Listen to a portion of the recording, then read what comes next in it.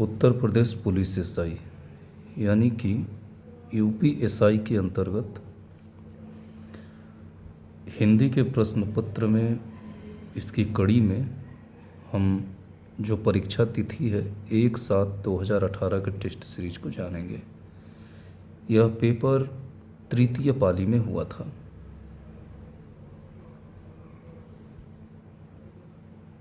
इसमें पहला प्रश्न है, रिक्त स्थान दिया है, चंगा तो कठौती में रिक्त स्थान। इस लोकोक्ति को पूरा करने के लिए सही विकल्पों का चयन करना है। तो अमूमन साधारणतः हम सुनते आए हैं कि मन चंगा तो कठौती में गंगा, यानी कि पहले रिक्त स्थान में हम मन को भरेंगे और दूसरे रिक्त स्थान में गंगा को। अगला प्रश्न है, विकल्पों में वर्णित वाक्यों में से गलत वाक्य कौन सा होगा। पहला वाक्य दिया है, विज्ञान से अनेक असंभव लगने वाली बातें को संभव कर दिखाया है। यह सेंटेंस को हम पढ़ते हैं तो बिल्कुल गलत है। यहाँ बातें हैं, बातों होना चाहिए, अनेक है, तो इस तरह से चीज़ें जो हैं। बाकी जिधर दृष्टि डालो विज्ञान के चमत्कार दिखाई पड़ते हैं, सही है। विज्ञान ने हमें जादू नगरी में पहुंचा दिया है, यह भी सही है। हमें उपलब्ध सभी सुख सुविधाएं विज्ञान की ही देन है, यह भी सत्य है। नेक्स्ट, निम्न वाक्य के किस भाग में त्रुटि है। आधी रात से सोने की कीमत में भी भारी उछाल आया है। तो इसमें जो है सोने की कीमत, जो ये शब्द है, इसमें त्रुटि है। यहाँ क्या होना चाहिए, यहाँ पर सोने की कीमत का प्रयोग गलत है, चूँकि कीमत स्त्रीलिंग शब्द है, अतः वाक्य में सोने की कीमत का प्रयोग होना चाहिए। तो यहाँ पर के नहीं, जब बल्कि की का प्रयोग होगा, तब जा कर के यह वाक्य सही होगा। नेक्स्ट है, दिए गए विकल्पों में से सही का चयन कर रिक्त स्थान को भरिए। अगर विद्यार्थी रिक्त स्थान होंगे तो देश का भविष्य रिक्त स्थान होगा। अगर विद्यार्थी आदर्शवादी होंगे तो देश का भविष्य उज्जवल होगा।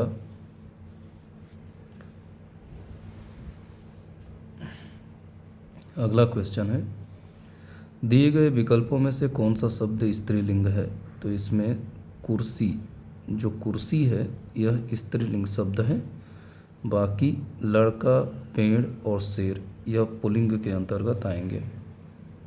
नेक्स्ट क्वेश्चन, सन 1973 में साहित्य अकादमी पुरस्कार प्राप्त आलोक पर्व किसकी रचना है।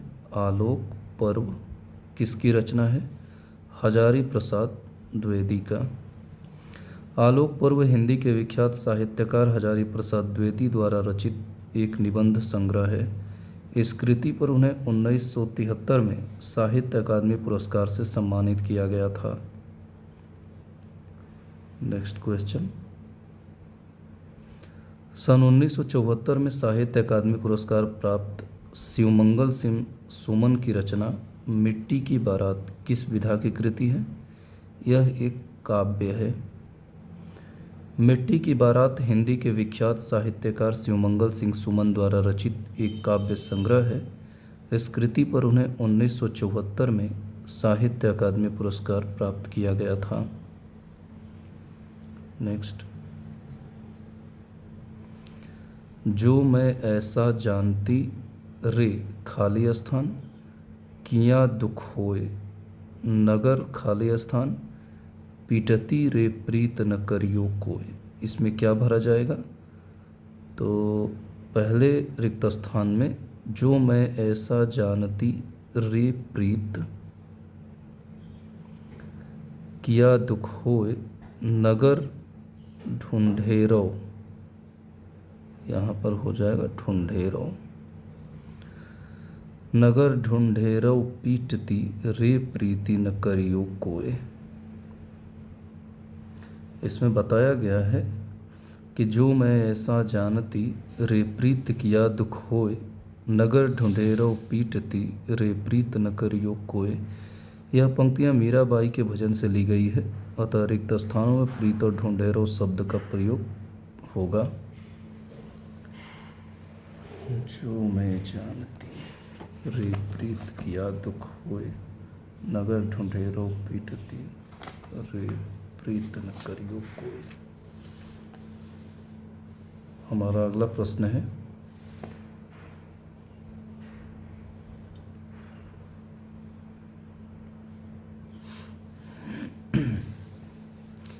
चेहरा हमारे विचारों का रिक्त स्थान है, वहीं दिखाता है जो, फिर रिक्त स्थान दिया है। तो इसमें दर्पण और सच, चेहरा हमारे विचारों का दर्पण है जो वहीं दिखाता है जो सच है। अगला क्वेश्चन, दिए गए विकल्पों में से सही का चयन कर रिक्त स्थानों को भरें। जब कोई मर्यादा को लांघ जाता है तो अपनी गरिमा को खो बैठता है। यहाँ पर विकल्प में लांघ और गरिमा दो शब्द भरा जाएगा। नेक्स्ट क्वेश्चन, मेज का सामान्य बहुवचन दिए गए विकल्पों में से कौन सा होगा? मेजें। बच्चा गया, इस वाक्य में प्रयुक्त काल को पहचानिए। तो इसमें सामान्य भूतकाल होगा। इसमें कह रहा है कि जिस काल से भूतकाल में क्रिया का समन्वय रूप से संपन्न होने का बोध होता है उसे सामान्य भूतकाल कहते हैं। नेक्स्ट क्वेश्चन, वर का स्त्रीलिंग बताइए। वर का स्त्रीलिंग होता है वधू। अगला प्रश्न है, कनक कनक ते सौगुने मादकता अधिकाय, इस पंक्ति का प्रयुक्त अलंकार पहचानिए। इसमें यमक अलंकार है। इसमें बता रहा है कि प्रस्तुत पंक्ति में यमक अलंकार है। इस पंक्ति में प्रथम कनक का अर्थ धतूरा, दूसरे कनक का अर्थ सोना। जब काव्य में किसी एक शब्द का एक से अधिक बार भिन्न भिन्न अर्थों में प्रयोग हो वहाँ यमक अलंकार होता है।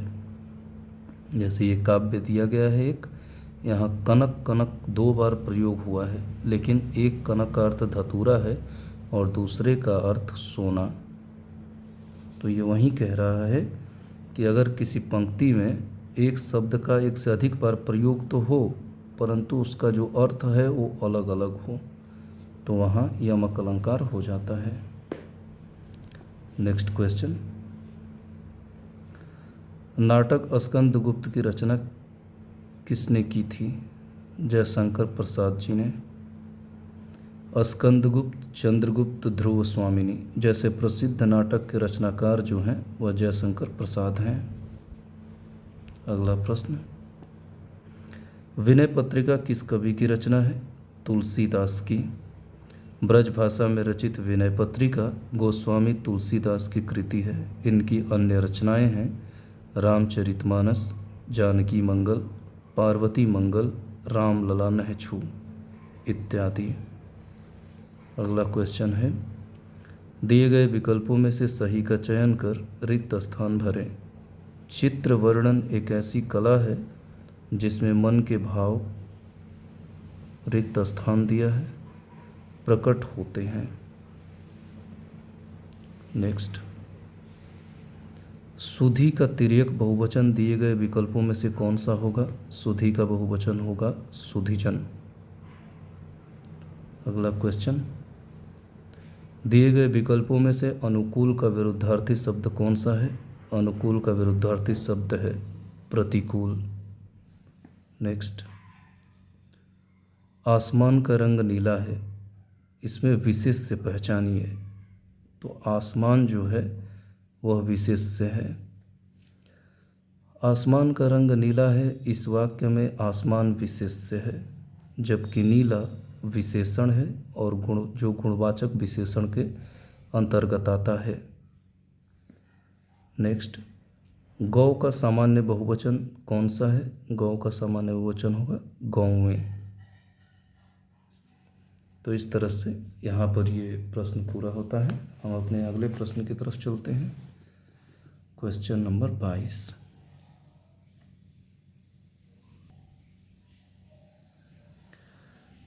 दिए गए विकल्पों में से सही का चयन कर रिक्त स्थान भरें।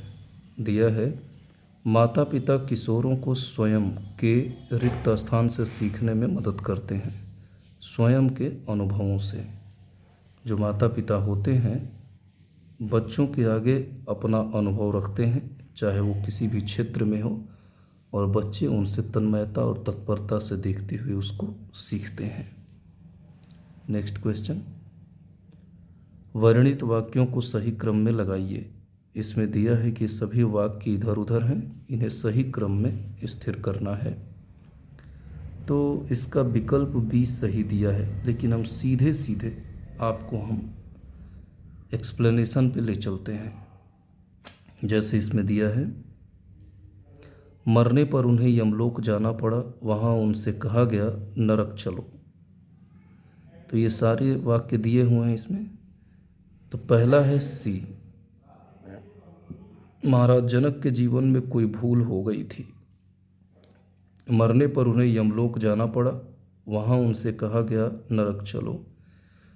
महाराज जनक तो ब्रह्मज्ञानी थे, उन्हें क्या स्वर्ग क्या नरक, वे प्रसन्नतापूर्वक चले गए।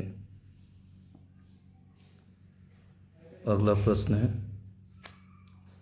इसमें दिया है सही कहावत को पहचानिए।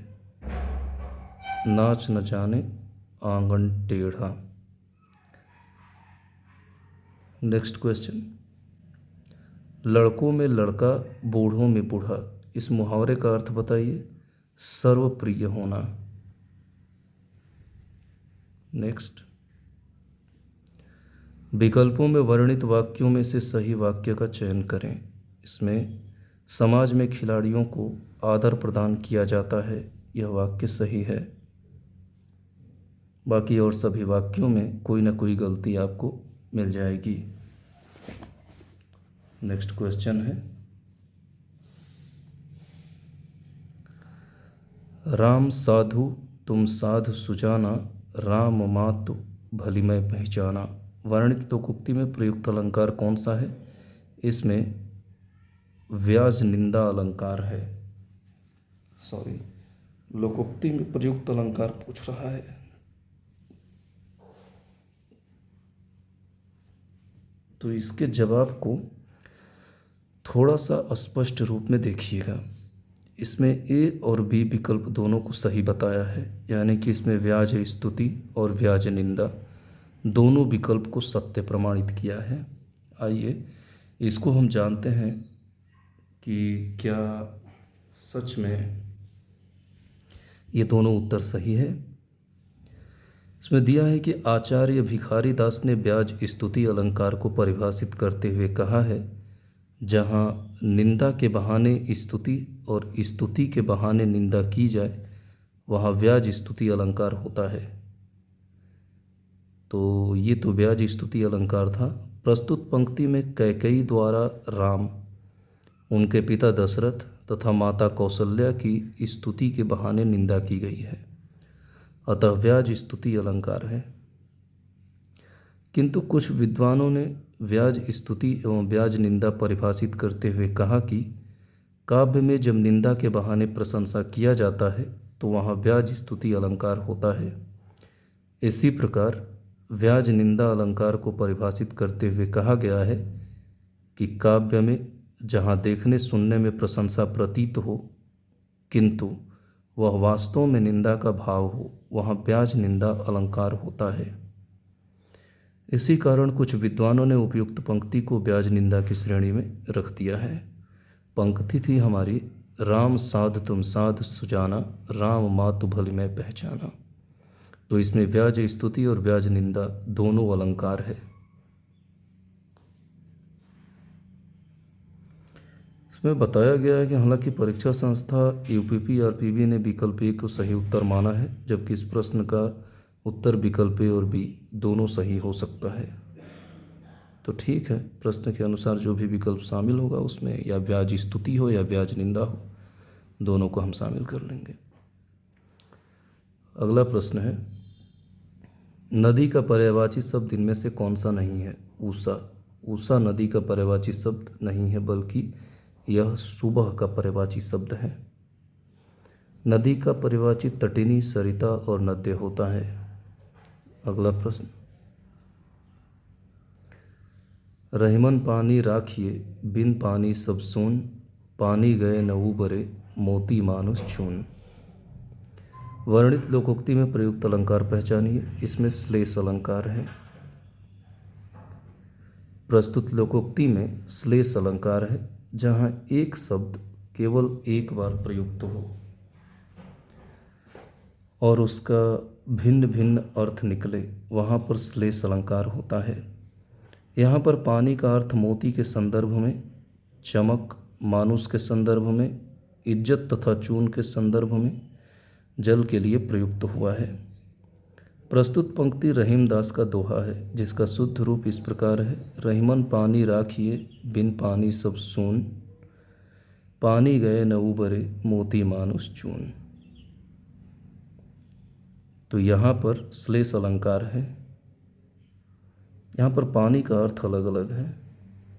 नेक्स्ट क्वेश्चन, दिए गए विकल्पों में से किशोर का समानार्थी शब्द कौन सा है? तरुण। तरुण जो है वह किशोर का समानार्थी शब्द होगा। किशोर का समानार्थी शब्द तरुण होता है। अगला प्रश्न है, दिया है कि 25 रुपये दीजिए। इसमें विशेषण पहचानिए। इसमें निश्चित संख्यावाचक विशेषण है। 25 रुपये दीजिए, इस वाक्य में प्रयुक्त 25 शब्द निश्चित संख्या का बोध करा रहा है, अतः यह निश्चित संख्यावाचक विशेषण है। अगला प्रश्न है, उच्च श्रृंखल के 3 समानार्थी शब्द दिए गए हैं। एक शब्द समानार्थी नहीं है, उस शब्द का चयन करें जो समानार्थी नहीं है। बौखड़। बाकी उदंड, निरंकुश और अक्खड़ यह तीनों समानार्थी हैं, जबकि भुक्खड़ शब्द इनसे भिन्न है। अगला प्रश्न है, निम्न वाक्य के किस भाग में त्रुटि है? मृत्यु के मुख में जा रहा व्यक्ति सदैव सच को बोलता है।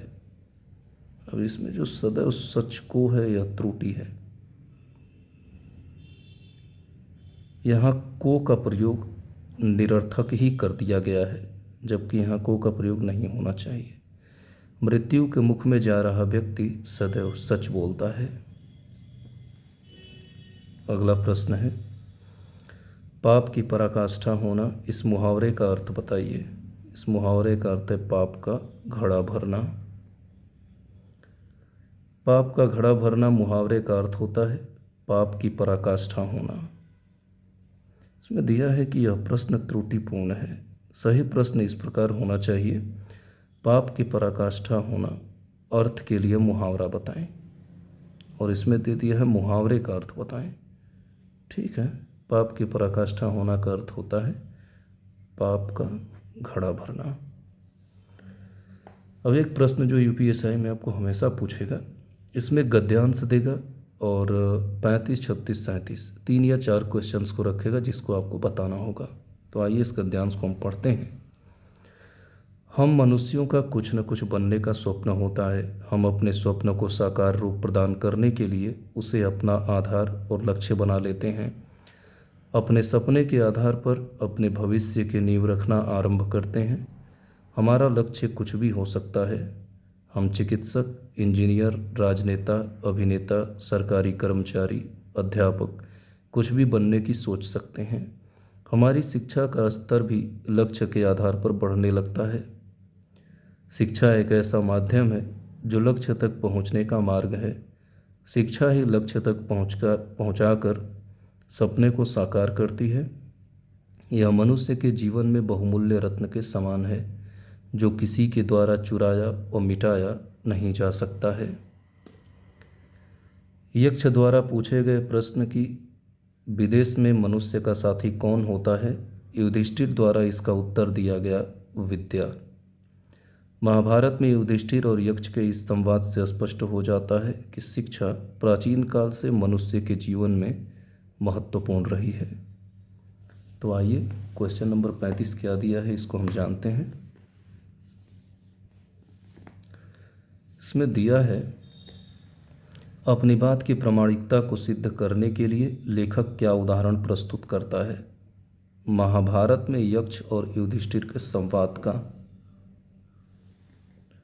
नेक्स्ट, विदेश में कौन मनुष्य का साथी होता है? विद्या। प्रस्तुत गद्यांश का उपयुक्त शीर्षक क्या है?